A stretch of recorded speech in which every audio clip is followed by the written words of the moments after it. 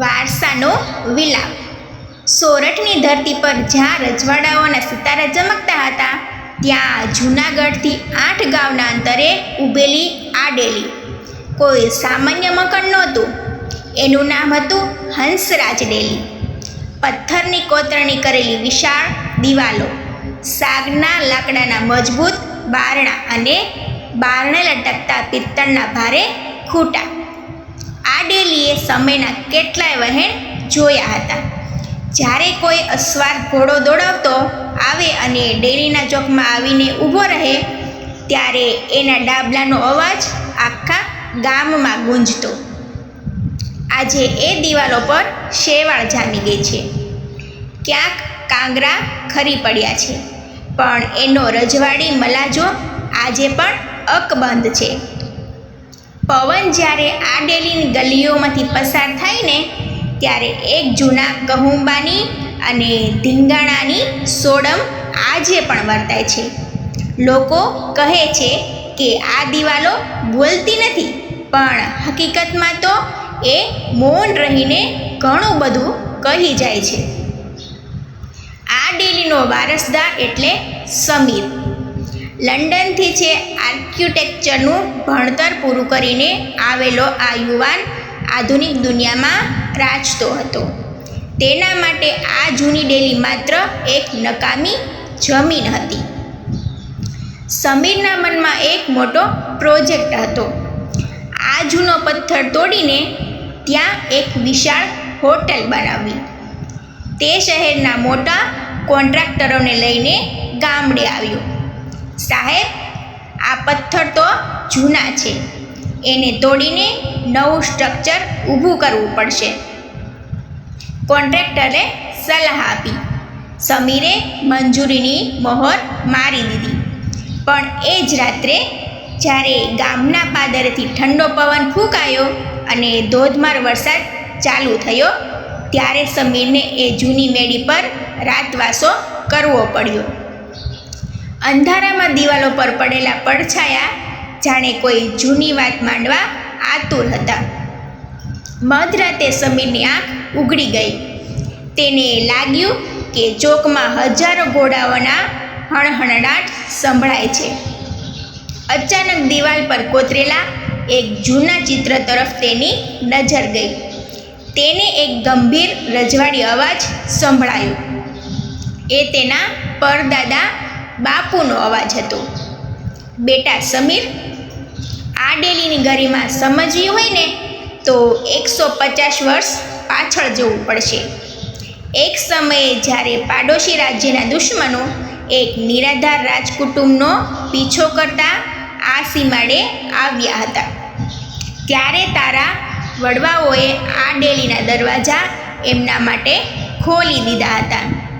બહાર છે હજારોનું સૈન્ય ગર્જના કરતું હતું, પણ આ દિવાલોએ એ શરણાગતને પોતાની ગોદમાં છુપાવ્યા હતા. દુશ્મનોએ છે તોપના ગોળા ફેંક્યા, પણ આ પથ્થરોએ એ ઝીલી લીધા. પણ અંદરની છે આબરૂને આંચ ન આવવા દીધી. સમીર છે એ સ્તબ્ધ હતો. તેને સમજાયું કે આ માત્ર ઈંટો નથી, પણ સોરઠની ખાનદાનીની સાક્ષી છે. આ દિવાલોએ આશરો આપનારાઓના લોહીથી પોતપોતાની તિરાડો પૂરી હતી. બીજી બાજુની દિવાલમાંથી એક માયાળુ સ્ત્રીનો અવાજ આવ્યો. સમીર, યાદ છે? આ જ રસોડે તારા દાદીમાએ છે આખા ગામ માટે મિજબાનીઓ બનાવી હતી. રજવાડાના ટાણે જ્યારે કોઈ ગરીબ છે આંગણે આવતો, ત્યારે એને ક્યારેય છે ખાલી હાથે નહોતા જવા દીધા. આ થાંભલાઓ પાછળ તારા બાપા રમ્યા છે, અને આ ઉંબરા પર તારી માએ પગલાં પાડીને આ ઘરને છે નંદનવન બનાવ્યું હતું. તું આજે આ ઉંબરો તોડવા માંગે છે. એ ઉંબરો તોડવા એટલો તારા વંશની શાન તોડવી. સમીરના મનમાં ચાલતું આધુનિકતાનું તોફાન શાંત થઈ ગયું. તેને રજવાડાના એ ભવ્ય પ્રસંગો યાદ આવ્યા. જ્યારે અહીં ડાયરા જામતા, કસુંબો ઘોળાતા અને શૌર્યની વાતો થતી.